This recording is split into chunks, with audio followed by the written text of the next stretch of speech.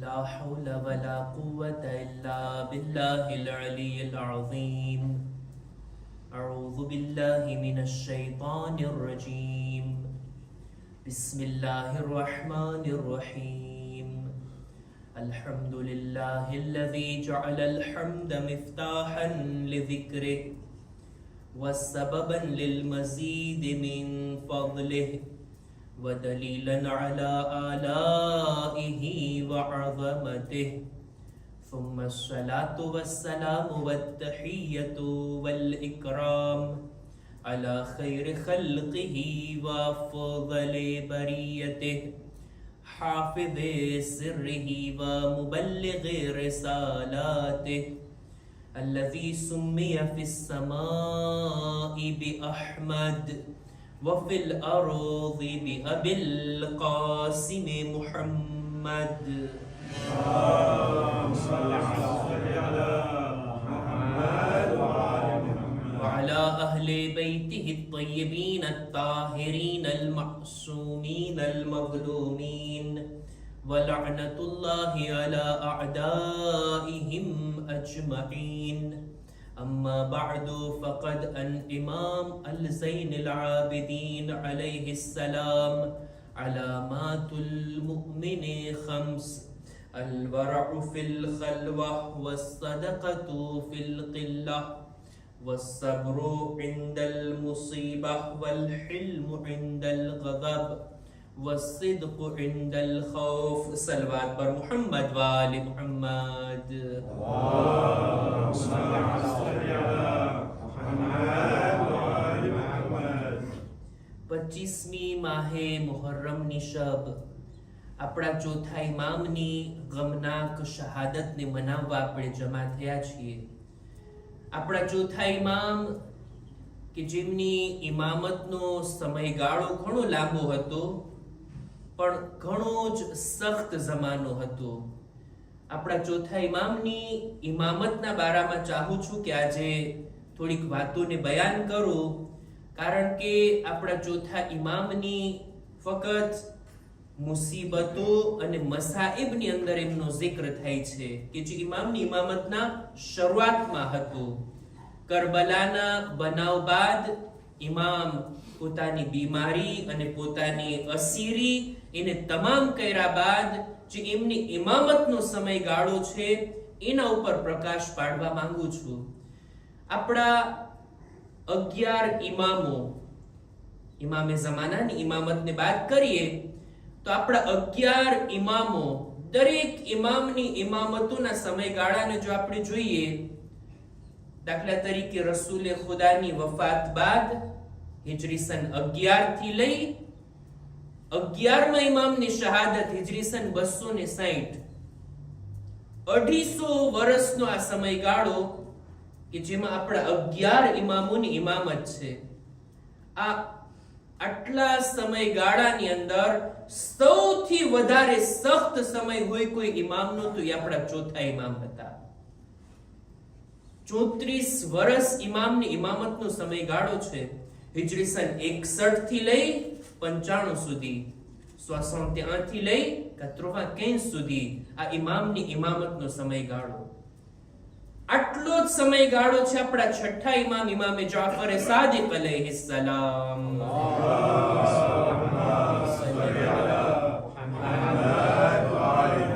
આ 11 ઇમામોમાં સૌથી વધુ પડતો સમય ઇમામતનો હોય તો એ આપણા ચોથા ઇમામ અને આપણા છઠ્ઠા ઇમામ. બંનેની ઇમામત છે 34 વર્ષ, પણ બંનેના જમાનાને આપણે જોઈએ તો કેટલો એની અંદર ફરક છે. આપણા ચોથા ઇમામ, એમની ઇમામત ક્યારે શરૂ થઈ? અસરે આશુરના, જ્યારે પોતે બીમાર હતા, ત્યારબાદ અસીર થયા અને એ હાલતની અંદર ઇમામની ઇમામતનો આગાઝ થયો. એમની ઇમામત અને યઝીદ મલઉનની હુકુમત. ઇમામ આઝાદ થઈ અસીરી પૂરી કરીને જ્યારે મદીના પાછા ફર્યા છે તો ખુદ મદીના શહેરની અંદર નથી રહેતા, મદીનાની બહાર એક કાળો ખૈમો લગાડીને ઇમામ ત્યાં રહે છે. મદીનાની બહાર પોતાની ફેમિલી સાથે, પોતાના બાલ બચ્ચાઓ અને પોતાના કુટુંબીજનોની સાથે મદીનાની બહાર ખૈમો રાખીને ત્યાં ઇમામ કયામ કરે છે. કરબલાના 2 વર્ષ બાદ હિજરી સન 63 ની અંદર જ્યારે યઝીદનું લશ્કર આવે છે મદીના ઉપર હુમલો થાય છે. 3 દિવસ સુધી એટલો હુમલો અને એટલા જુલ્મ થાય છે, વાકે હર્રા જેને કહેવાય. અને એની અંદર મદીનાનું કોઈ ઘર નહોતું કે જેની અંદર કોઈ કત્લ ના થયું હોય, કોઈના ઉપર જુલ્મ ના થયો હોય, કોઈ લૂંટાણું ના હોય. આવા સખ્ત મોકાની અંદર ઇમામ તો મદીનાની બહાર હતા, આ બનાવથી મહેફૂઝ રહી ગયા. પણ જ્યારે આ બનાવ બની ગયો હિજરી સન 63 માં, મદીનાની હાલત એવી હતી જાણે એમ કે આખું મદીના વીરાન થઈ ગયું હોય. કેટલા લોકોને કત્લ કરવામાં આવ્યા, કેટલા ઘરોને લૂંટવામાં આવ્યા અને કેવા બુરા કામો થયા કે જેને અત્યારે બયાન કરવું મારું મકસદ નથી. ઈ સમયની અંદર ચોથા ઇમામ પોતાની ઇમામતના દોરને આગળ વધારે છે અને યઝીદ હિજરી સન 64 માં વાસીલે જહન્નમ થાય છે ને. યઝીદ પછી આવે છે એનો દીકરો મુઆવિયા ઇબ્ન યઝીદ.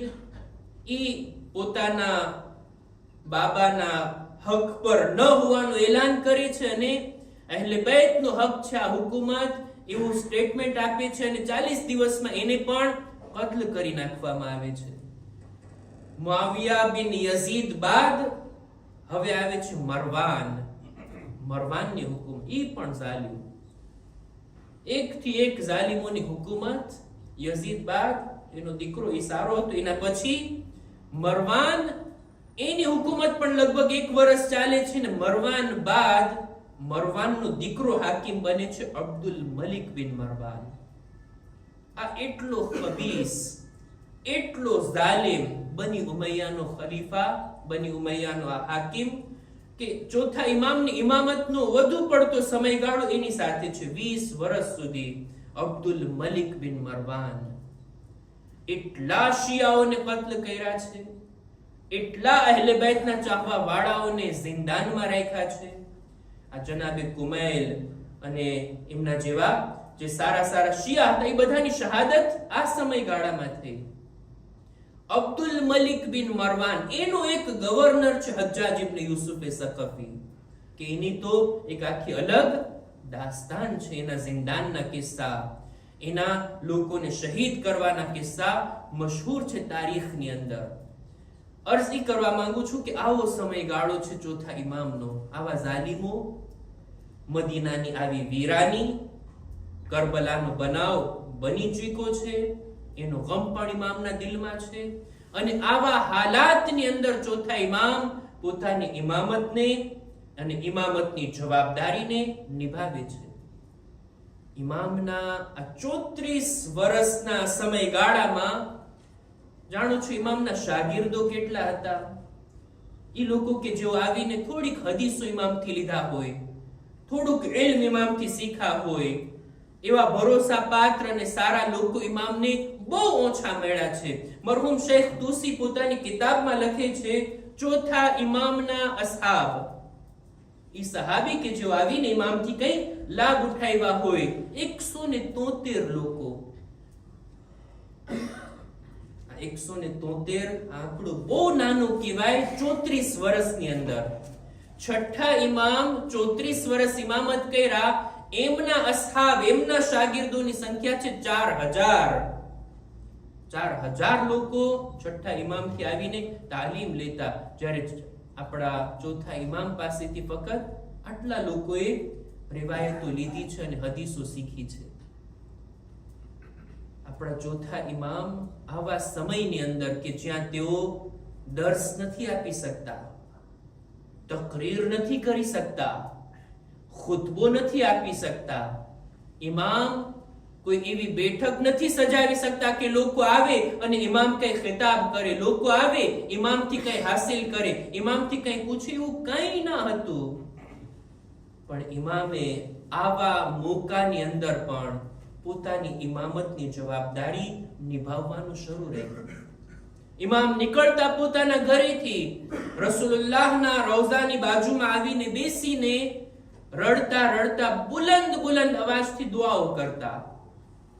જે વાત તો ઇમામ ખુતબામાં, તકરીરમાં, દર્સમાં નહોતા બયાન કરી શકતા, એ આવીને દુઆના શબ્દોમાં ઇમામે આ બધી વાતોને બયાન કરી. ઇમામની અમુક દુઆઓનો મજમુઓ છે સહીફે સજ્જાદિયા. બધી દુઆઓ નથી, હજી પણ કેટલી દુઆઓ કિતાબની અંદર મળે છે, કિતાબોમાં આપણને મળે છે. તો સહીફે સજ્જાદિયામાં 54 દુઆઓ છે ફક્ત. એ સિવાય કેટલી દુઆઓ ઇમામે તાલીમ આપી છે દુઆની ભાષામાં. ઇમામ આશુરા, અઝાદારી, મજલિસો જે રીતના આપણે બરગુજાર કરીએ છીએ એવી રીતના ઇમામ નહોતા બરગુજાર કરી શકતા. એવું નહોતું કે ઇમામ પોતાના ઘરે બધા લોકોને બોલાવે અને મજલિસ પડી. ના, એવું મોકો ના હતો. હુકુમત તરફથી સખ્ત પાબંદી અને સખ્ત નિગરાની હતી ઇમામ ઉપર. એમ છતાં ઇમામ ડગલે ને પગલે કરબલાને યાદ કરતા અને લોકોને યાદ અપાવતા કે કરબલામાં શું થયું. લોકોની દરમિયાન ઇમામ બેઠા હતા. એક નૌજવાન આવે છે, એને જોઈને ઇમામ રડવા લાગ્યા, ગિરિયા કરવા લાગ્યા. આપણે સાંભળ્યા છે ને કે પાણી જોતા પાણી લાવવામાં આવતું, ઇમામ રડતા. વુઝુનું પાણી આવતું, ઇફતાર કરવા બેઠતા, ઇમામ રડતા. પણ એક નૌજવાનને આવતા જોઈ ઇમામ રડવા લાગ્યા. લોકો માટે સવાલ ઉભો થયો, એ ફરઝંદે રસૂલ, આ નૌજવાન આવ્યું, તમે રડવા લાગ્યા, શા માટે ગિરિયા કરો છો? આવો સવાલ ઇમામ તો ચાહતા હતા ને કે એમના રડવાનું કારણ પૂછવામાં આવે, જેથી બયાન કરે. કઈ ઇમામ જવાબમાં કહે છે, જાણો છો આ ફરઝંદ કોણ છે? આ નૌજવાન કોણ છે? મારા ચાચા અબુલ ફઝલ અબ્બાસ નો ફરઝંદ છે. અબુલ ફઝલ અબ્બાસ કોણ હતા? જેમણે ફિદાકારી કરી, જેમણે કુરબાની આપી, જેઓ કરબલામાં ઇમામ હુસૈન ઉપર પોતાની જાનને નિછાવર કરી દીધા. એમનો દરજ્જો આ છે કે બધા શોહદા કયામતના દિવસે એમના દરજાને જોઈ અને તમન્ના કરશે, એ કાશ અમને પણ આવો દરજ્જો. જનાબે અબ્બાસના ફઝાઇલ, એમના મસાઇબ, એમના શાનમાં, એમના અઝમતના બારામાં ઇમામ બયાન કરવા લાગ્યા. ઇમામને તો આ જોઈતું જ હતું કે લોકો સવાલ કરે, લોકો પૂછે, અને આ રીતના કરબલાની યાદને લોકો સુધી પહોંચાડ્યા. આપણા પાંચમા ઇમામ, ઇમામે મુહમ્મદ બાકિર અલૈહિસ્સલામ,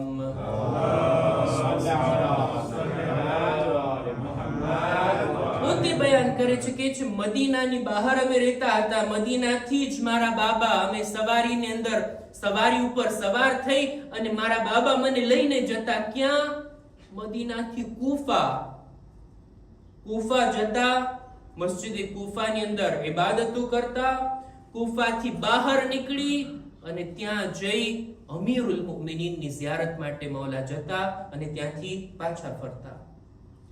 એક સફરની અંદર એવું બન્યું, ચોથા ઇમામના એક સહાબી છે ને, અબુ હમઝા સોમાલી. અબુ હમઝા સોમાલી કહે છે, એક વર્ષ મેં જોયું કૂફાની મસ્જિદની અંદર એક સવાર, એક શખ્સિયત આવે છે, આવીને નમાઝ પડવાનું શરૂ કરે છે. એવી એમની નમાઝ, એવી એમની ઇબાદત, આ મકામ પર, પછી આ મકામ ઉપર, પછી આ જગ્યા ઉપર, પછી ઓલી જગ્યા ઉપર, એવી ખુશુ ખુશુ વાળી એમની નમાઝ, એવી એમની ઇબાદત, એવા એમના રૂકુ અને સજદા. એમ મહેસૂસ થતું હતું કે ફક્ત આ હસ્તી નમાઝ નથી પડતા, આખી મસ્જિદ નમાઝ પડવામાં એમનો સાથ આપે છે. આ દરો દીવાર એમની સાથે zikr કરે છે. જ્યારે એમને જોયા, એમના વિશે સવાલ કર્યો, આ કોણ છે? એમની સાથે આવેલા હસ્તીથી પૂછ્યું, આ હસ્તી કોણ છે? આવી એમની નમાઝ. જવાબ મળે છે, આ બીજું કોઈ નહીં, અલી ઇબ્નુલ હુસૈન ઝૈનુલ આબિદીન અલૈહિસ્સલામ છે.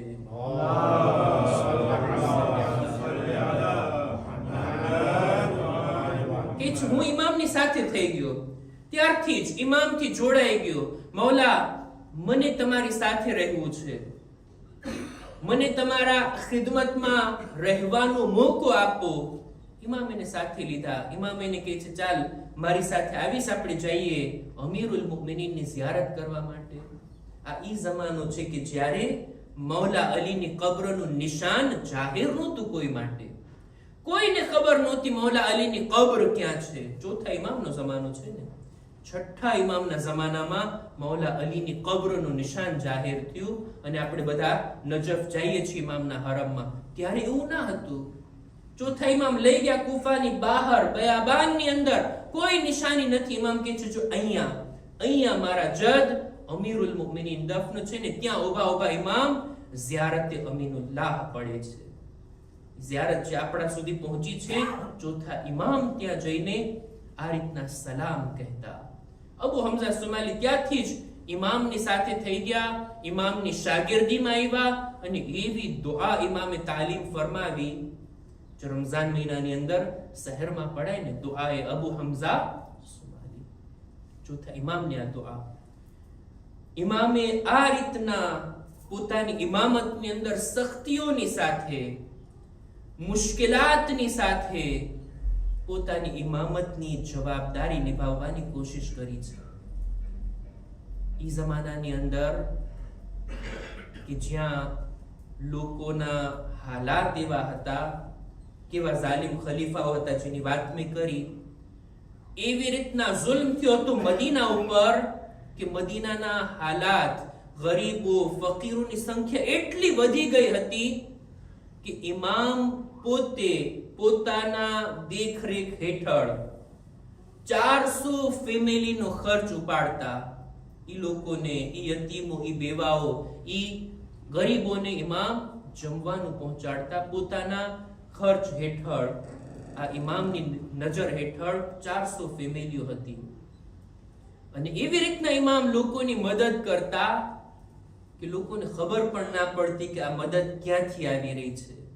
ઇમામની શહાદત બાદ આ રાઝ ખુલે છે કે આપણને જે જમવાનું આપી જતા એ બીજા કોઈ નહીં, આ ચોથા ઇમામ હતા. ગરીબીની અંદર, ફકીરીની અંદર ઇમામ આ રીતના લોકોની મદદ કર્યા છે. ઇમામ બજારમાં જતા અને ગુલામોને ખરીદીને પોતાના ઘરે લઈ આવતા, ખિદમતો કરાવવા માટે નહીં, બલકે ઇમામ જે કોઈ ગુલામને ખરીદીને લાવતા 1 વર્ષથી વધારે ના રાખતા. 1 વર્ષ સુધી એને પોતાના ઘરમાં દીનના અહેકામ, દીનની તાલીમ, અકાયદ, અખલાક આ બધું શીખાડતા. આટલું શીખાડી દીનદાર બનાવી એને આઝાદ કરી દેતા કે હવે તારે ગુલામી નથી કરવાની, હવે તું આઝાદ છો. એને થોડોક માલ પણ આપતા જેથી ઇજ્જતની સાથે પોતાની જિંદગીને પસાર કરી શકે. આ રીતના ઇમામે એક સારા સમાજને બનાવવાની કોશિશ કર્યા છે. આટલી સખ્ત હાલાતની અંદર, આટલી સખ્તીઓની અંદર પણ અમુક ચીજો આપણને ચોથા ઇમામની યાદગાર તરીકે મળી છે. એક છે સહીફે સજ્જાદિયા, જે મેં કીધું, 54 દુઆઓ છે. ઝિયારત અમીનુલ્લાહ છે. આવી ખાસ દુઆઓ છે, દુઆ અબુ હમઝા સિમાલી જેવી. સાથોસાથ ઇમામે રિસાલતુલ હુકૂક નામની આ એક નાની એવી બુકની અંદર 50 કે 51 હક લેખા છે. ખરેખર ઈ પણ જોવા જોઈએ, વાંચવા જોઈએ. ચોથા ઇમામની આ યાદગાર ચીજો જે આપણા સુધી પહોંચી છે.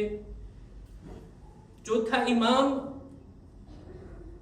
કુરાન મજીદની આયતોની તફસીર લોકોને બયાન કરતા. જ્યારે પણ એમનાથી સવાલ કરવામાં આવતો, પૂછવામાં આવતું, જુદા જુદા મોકા ઉપર કુરાન મજીદની આયતોથી લોકોની હિદાયત કરવાની કોશિશ કરતા રહેતા. ઇમામે જે દુઆઓ તાલીમ ફરમાવી, ચાહું છું એ દુઆનો એક જુમલો અત્યારે તમારી સામે બયાન કરું અને ઇમામની બયાન કરેલી એક હદીસ અને આપની જહેમત તમામ. ઇમામની દુઆઓમાંથી એક દુઆ છે, દુઆએ મકારિમુલ અખલાક.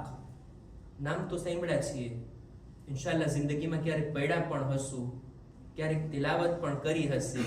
આ એ દુઆ છે કે જેનો તર્જુમો પડવાની તાકીદ કરું છું. બીજી બધી દુઆઓ, અસલ દુઆઓ અને એ જુમલા પડી વધારે અસર છે, પણ આ દુઆ એ છે કે જેનો તર્જુમો ખાલી પડવા માટે જ નહીં, સમજવા માટે, વાંચવા માટે, વિચાર કરવા માટે. એક આલિમે દીનનું બયાન છે કે છે અખલાક જો શીખવા હોય ને, સારા અખલાક પોતાને અપનાવવા હોય ને, લોકોથી દરસે અખલાક લેવાનો મોકો જો ના હોય ને, ઉલમાની પાસે જવાનો, ઉલમાના દરસે અખલાક સાંભળવાનો, તો આ દુઆને ખોલીને એક વખત બેસી જઈએ. હું પોતે પણ એમ જ કરું છું. આલિમે દીનનું બયાન એક બુઝુર્ગ આયતુલ્લાહે કીધું, હું પોતે પણ એમ જ કરું છું. દુઆએ મકારિમુલ અખલાક ખોલીને હું બેસી જાઉં છું. એવી વાતો જે ઇમામ બયાન કર્યા, હું પોતાની જ પરીક્ષા લઉં, મારામાં છે કે નહીં. પોતાની જ હું તપાસ કરું. આ સિફત આ નથી મારામાં, એને અપનાવવાની જરૂર છે. આ સિફત અલ્હમ્દુલિલ્લાહ છે, હજી એને હું ડેવલપ કરું. આ ચીજ ઊંચી છે, એને વધારે કરું. આ ચીજ નબળી છે, એને હું સ્ટ્રોંગ કરું. અને આ ચીજો તો મારામાં નથી, મારે અપનાવવાની જરૂર છે. એવું ના થાય જિંદગી પૂરી થઈ જાય અને આ બધી સિફતો જે ચોથા ઇમામે બયાન કરી, હજી મેં એને હાસિલ ના કરી. કેવા કેવા જુમલા આપણા ચોથા ઇમામ ઇમામ ઝૈનુલ આબિદીન અલૈહિસ સલામ.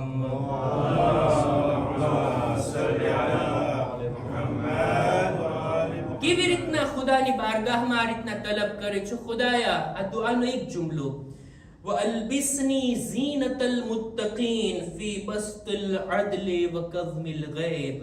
હે ખુદાયા, તારા નેક બંદા, મુત્તકી અને પરહેઝગાર બંદાઓ, એને જે સારા રૂહાની લિબાસ તે અતા કર્યા છે, મને પણ એવો લિબાસ અતા કર. મુત્તકીનનો લિબાસ, લિબાસથી મુરાદ આ કપડા નથી, બલકે લિબાસથી મુરાદ રૂહાની સિફતો અને ક્વોલિટીઝ છે કે જે ઇન્સાનમાં હોવી જોઈએ. એ ખુદા, તારા ખાસ બંદાઓમાં જે સિફતો આપીને એમની શખ્સિયતને તે શોભીતી બનાવી છે, ખુદાએ મને પણ અતા કર. કઈ કઈ સારી સિફતો? બસ્તિલ અદલ, ખુદાએ ન્યાય અને ઇન્સાફથી વર્તવાની તૌફીક. વકઝમિલ ગૈઝ, ગુસ્સાને પી જવાનો મને પાવર અતા કર. વઇત્ફાઇન નાઇરા, ખુદાયા ક્યાંય પણ કજિયા અને ઝઘડા થતા હોય, એ કજિયાની આગને બુઝાવવાની તું મને તૌફીક અતા કર. વગમ્મિ અહલિલ ફુરકા, લોકોમાં જ્યાં જુદાઈ અને ભાગલા પડી ગયા છે, મને આપસમાં લોકોને મેળવવાની તૌફીક અતા કર. ઇમામ કેવી કેવી વાતોને માંગે છે. વઇફશાઇલ આરિફા વઇસ્લાહી ذاتિલ બૈન, લોકોની દરમિયાન જો અણબનાવ છે તો મને સુલહ અને સમાધાન કરાવવાની તું તૌફીક અતા કર. વઇફશાઇલ આરિફા વસત્રિલ આઇબા, ખુદાયા તું મને એવી તૌફીક આપ, મને એવો બનાવી દે કે લોકોની ખૂબીઓનો હું પ્રચાર કરું અને લોકોના ઐબને છુપાવતો રહું. જો કે સમાજમાં આનું કોન્ટ્રેર દેખાય. ખૂબીઓ એને છુપાવી દે, જાણે કઈ કર્યું જ નથી સારું કામ. બુરાઈઓ એને બરજસ્તા કરવી. ઇમામ કે છે ને, આનું ઉલટું થવું જોઈએ. આજે જો આ ઇમામનો એક જુમલો સમાજમાં આવી જાય, કેટલો ફેરફાર થઈ જાય. કોઈ માણસની ખૂબીઓને હું બયાન કરતો થઈ જાઉં, કોઈની ખૂબીઓને જોતો થઈ જાઉં, એની અંદર 2 ઐબ છે તો 10 ખૂબીઓ પણ છે. અને આ ફક્ત લોકો માટે જ નથી, સમાજ માટે જ નથી, ખુદ પોતાના ઘરની અંદર, પોતાના ઘરવાસની અંદર. એક આલિમે દીને પોતાનો અનુભવ બયાન કર્યો હતો કે છે, ઘરવાસનો એક પ્રોબ્લેમ મારી સામે આવ્યો. બંનેની વાતોને મેં સાંભળી. ઔરતે ધણીની ખૂબ બુરાઈ કીધી કે આ આવું કરે છે, એની સિફતો આવી છે ને આવો છે ને તેવો છે. ઓલાની વાતો સાંભળી કે ઈ આવી છે ને તેવી છે. બધું કે છે કે બંનેની વાતોને સાંભળ્યા બાદ આલિમે દીન કહે છે, મેં બંનેને એક એક કાગળ આપ્યો, તમે એકાંતમાં બેસો, બીજી વાર મારી પાસે આવો ને, બુરાઈઓ ખૂબ કરી તમે એકબીજાની, ઐબો ખૂબ બયાન કર્યા, મેં દિલથી સાંભળ્યા બધી વાતો. મને જોઈએ છે કે તમે એકબીજાની ખૂબીઓ પણ યાદ કરીને લખવો જોઈએ. આટલા વર્ષના ઘરવાસમાં ટોટલી 100% બુરાઈ થોડી હશે, ખૂબીઓ તો જોઈ હશે ને, લાવો જોઈએ એની ખૂબીઓ. એની અંદર આ સારી વાત છે, આ મને પસંદ આવ્યું, આ ખૂબીની વાત છે, આ બહેતર વાત છે, આ વાત સારી છે, આ વાત ભલી છે. ઈ લિસ્ટ બનાવીને લાવો. કે છે ઈ લિસ્ટ બંને બનાવીને બીજી વખત લાવ્યા, ઈ કાગળ મેં એકબીજાના પાસ કરી દીધા. આનો કાગળ આની પાસે, આનો કાગળ આની પાસે. કેટલો આની અંદર આ પ્રોબ્લેમ, આ અણબનાવ, આ બુરાઈઓ, કેટલી દુશ્મની ઘટી ગઈ અને સુલહ અને સમાધાન તરફ વાત આગળ વધી ગઈ. અયબોને જોવાના, લોકોની બુરાઈઓને તલાશ કરવાની.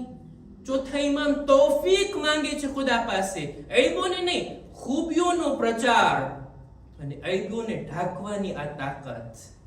ખુદાયા ઈ તું મને અતા કર.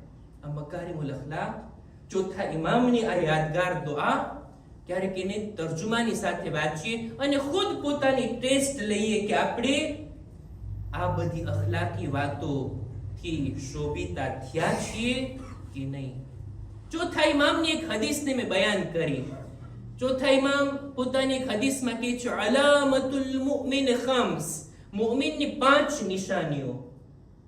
હવે આવી અલામત વાળી, નિશાનીઓ વાળી હદીસો જ્યારે બયાન થાય ને, અમારા ઉસ્તાદ કહેતા કે આ બધી વાતો બીજાઓની પરીક્ષા લેવા માટે નથી કે હું તપાસ કરતો ફરું આ નિશાનીઓ આનામાં છે એટલે આ મોમિન, આનામાં નથી એટલે આ મોમિન નહીં. આ પોતાને આદ્રેસે કરે છે.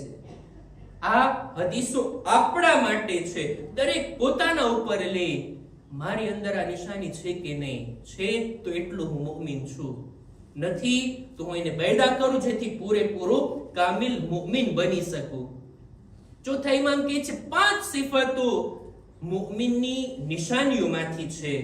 કઈ કઈ 5 યાદ રાખશે મારા નૌજવાન ભાઈઓ. સૌથી પહેલું અલ-વરઉ ફિલ ખલવા, તકવા, ખુદાનો ખૌફ, ખુદાથી ડરવું, ગુનાહથી બચવું. ક્યારે? એકાંતની અંદર, એકલા હોઈએ ને ત્યારે. જાહેરમાં થોડી કોઈ ગુનાહ કરે, લોકોની સામે તો કોઈ થોડી બુરા કામ કરે, પણ જ્યારે હું એકલામાં હોઉં, કોઈ ના હોય, મા બાપ ના હોય, દોસ્ત બરાદર ના હોય, ભાઈ બહેન કોઈ ના હોય, ઈ મોકા ઉપર, ઈ સમયમાં ખુદાનો ખૌફ રાખીને ગુનાહથી બચવું, આ છે મુમિનની નિશાની. આ પહેલી વાત. બીજું, મૌલા ફરમાવે છે કે વસદકતુ ફિલ કિલ્લા, રાહે ખુદામાં કંઈ આપવું, ખુદાની ખુશી માટે ગરીબોની મદદ કરવી. આપણી પાસે ભરી ભરીને માલ હોય અને આપતા હોય, એ તો નોર્મલ કહેવાય. પણ જ્યારે ઓછું હોય એમાં આપતા હોય, આ ફઝીલતની વાત કહેવાય. કોઈની પાસે 1 લાખ છે ને એ 100 આપે, 1000 આપે, આ નોર્મલ કહેવાય. કોઈની પાસે 200 છે અને એ 100 આપે, આ ફઝીલત વાળી વાત કહેવાય. ઓછું હોય અને એમાંથી આપવું.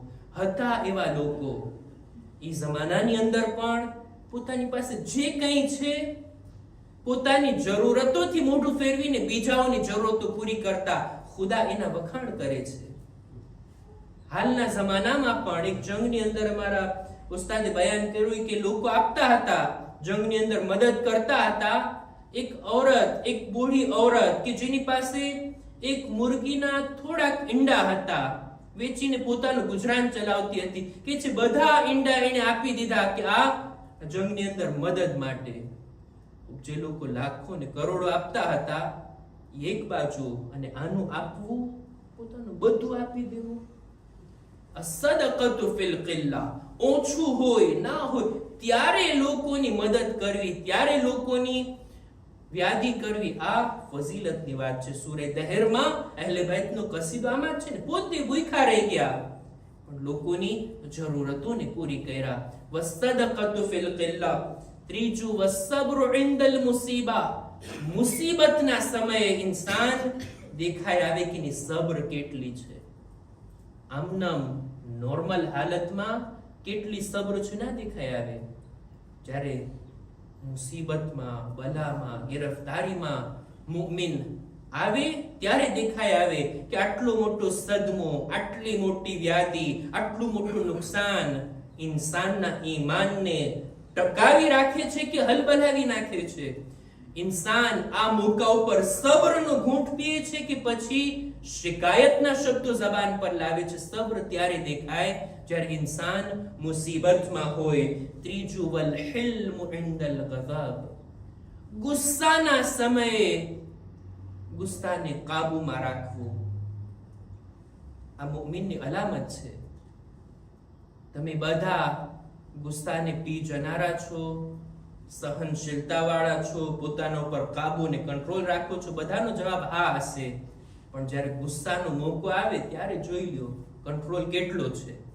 શબ્દો ઉપર, વર્તાવ ઉપર, પોતાના હાથ ઉપર, પોતાના બોડી લેંગ્વેજ ઉપર કંટ્રોલ કેટલો છે. આ દેખાઈ આવે જ્યારે ઇન્સાન ગુસ્સામાં હોય. ગુસ્સાની અંદર પોતાને કંટ્રોલમાં રાખવું આ મુમિનની નિશાની. અને છેલ્લું વસિદ્કુ ઇન્દલ ખૌફ, સાચું બોલવું આ મુમિનની નિશાની. પણ ક્યાં? ઈ જગ્યા ઉપર કે જ્યાં સાચું બોલવામાં કઈ હિંમત ચૂકવવી પડે, કઈ આપણને ડર હોય, ખૌફ હોય, ઈ મોકા ઉપર પણ સાચું બોલવાનું ઇન્સાન ના ચૂકે. આ છે ખરો મુમિન અને મુમિનની નિશાની. આ 5 અલામતો ઇન્સાન પોતાની અંદર અપનાવે, જુએ કે હું ખરી રીતના મુમિન છું ચોથા ઇમામની નજરમાં કે નહીં. બસ અઝીઝો, હું મારી વાતને અહીંયા જ અટકાવું છું. આપણે ચોથા ઇમામની અરઝાદારી કરવા જમા થયા છીએ. ઈ ઇમામ કે જેઓ આખી જિંદગી અઝાદાર રહ્યા. 1400 વર્ષ બાદ અત્યારે જ્યારે આપણી સામે કરબલાના વાકયાત બયાન કરવામાં આવે, આપણે આપણી આંખોના આંસુ રોકી નથી શકતા. આટલું ગિરિયા, આટલું માતમ થતું હોય છે. ચોથા ઇમામ કે જેઓ કરબલામાં મોજૂદ હતા, પોતાની નજરોથી આ વાકયાતને જોયા છે, આ બધા મસાઇબને પોતે સહન કર્યા છે. કરબલાની શહાદતો પણ ઇમામની નજરોની સામે, અને કરબલા બાદ અસીરીના બધા મરહલા પણ ઇમામની સામે. એમના ગમનો, એમના આંસુઓનો, એમની અઝાદારીનો અંદાજો આપણે ક્યાંથી લગાવી શકવાના? એ ઇમામ કે જેણે સખ્તીઓ જોઈ છે, જેણે પરેશાનીઓ જોઈ છે, કેટલા જુલ્મ થયા છે ઇમામ ઉપર. ખાલી આ વાતનો તસવ્વુર કરીએ ને અહેસાસ કરીએ, એક બીમાર કે જેમના બિસ્તરને છીનવી લેવામાં આવે, જેમના ખૈમાને આગ લગાડવામાં આવે, જેમના હાથમાં હથકડી, પગમાં બેડી અને ગળામાં એવું તોક કે જેની અંદર કાંટાઓ હતા. ઇમામ સર ઝુકાવે તો પણ તકલીફ અને સર ઉઠાવે તો પણ તકલીફ. આવી હાલતમાં આટલા સમય સુધી, આટલી લાંબી સફર કરીને કરબલાથી શામ અને કરબલાથી કૂફા અને કૂફાથી શામ, બાજારોની અંદર અને દરબારોની અંદર ઝિંદાનમાં રહીને આવી તકલીફ ઉઠાવી. ચોથા ઇમામનું એક ઊંટ હતું જેના ઉપર ઇમામ 22 વખત હજની સફર કર્યા. એક તાઝિયાનો ઇમામ નથી લગાવ્યા, એક કોડો એને નથી માર્યા. ઇમામની શહાદત બાદ આ ઊંટ પોતાની જગ્યાએથી નીકળી અને ઇમામની કબ્ર સુધી પહોંચી, અને ચોથા ઇમામની કબ્ર ઉપર પોતાનું માથું ઘસતા ઘસતા ત્યાં જ પોતાની જાન આપી દે છે. જુએ છે, જાનવર છે, સમજે છે, મારા આકા આટલા વર્ષ મારી સાથે સફર કર્યા, એક તાઝિયાનો નથી લગાવ્યો. પણ હાય, ચોથા ઇમામે કરબલાથી કૂફા અને કૂફાથી શામ કેટલા તાઝિયાનાઓ ખાધા છે, કેટલી તકલીફો ઉપાડી છે. ચોથા ઇમામના મસાઇબનો અંદાજો ફક્ત આ વાતથી લગાડી શકાય કે જ્યારે ચોથા ઇમામને આપણા પાંચમા ઇમામ ગુસ્લ આપી રહ્યા હતા ત્યારે ખૂબ ગિરિયા કર્યા, ખૂબ જ રડે છે. પૂછવામાં આવ્યું કે શા માટે મૌલા તમે આટલું રડો છો? ત્યારે પાંચમા ઇમામ કહે છે, જ્યારે મારા બાબાના લિબાસને હટાવવામાં આવ્યું, એમના બદન પર મારી નજર પડી, ઇમામના બદન ઉપર હજી જંજીરો અને તોકના નિશાન મોજૂદ હતા. કે જે કરબલાની સફરમાં ઇમામે જોયા હતા, ઇમામ પર આટલી મુસીબતો આવી હતી. હું અર્જ કરીશ, એ ચોથા ઇમામ, તમે આટલી મુસીબતોને સહન કર્યા, આટલી તકલીફોને સહન કરીને દુનિયાથી ગયા. તમારો જનાઝો ગુસ્લો કફન આપી અને શાનો શૌકતથી જન્નતુલ બકીમાં દફન કરવામાં આવ્યો. પણ જ્યારે પણ તમને દફન કરવામાં આવ્યા, પાંચમા ઇમામને કરબલાનો મંઝર યાદ આવ્યો હશે. પોતે પણ કરબલામાં હતા. હાય, ઇમામે હુસૈનના જનાઝાને કેવી રીતના ચોથા ઇમામ પોતે કબ્રમાં ઉતાર્યા હતા, કેવી રીતના ઇમામની લાશના ટુકડાઓને દફન કર્યા હતા. જ્યારે દફન કરી રહ્યા હતા ત્યારે ચોથા ઇમામ ખૂબ જ રેડા હતા. એ મારા બાબા, મૈયતને જ્યારે દફન કરવામાં આવે, ચહેરાને કિબલા રૂખ કરવામાં આવે, આ સુન્નત ઉપર કેવી રીતના અમલ કરું? કરબલામાં તમારું બદન છે, તમારું સર કૂફા અને શામની બાજારોમાં. અલા લઅનતુલ્લાહ અલલ કૌમિલ ઝાલિમીન وسيعلم الذين ظلموا أي منقلب ينقلبون إنا لله وإنا إليه راجعون. ماتم حسين يا حسين.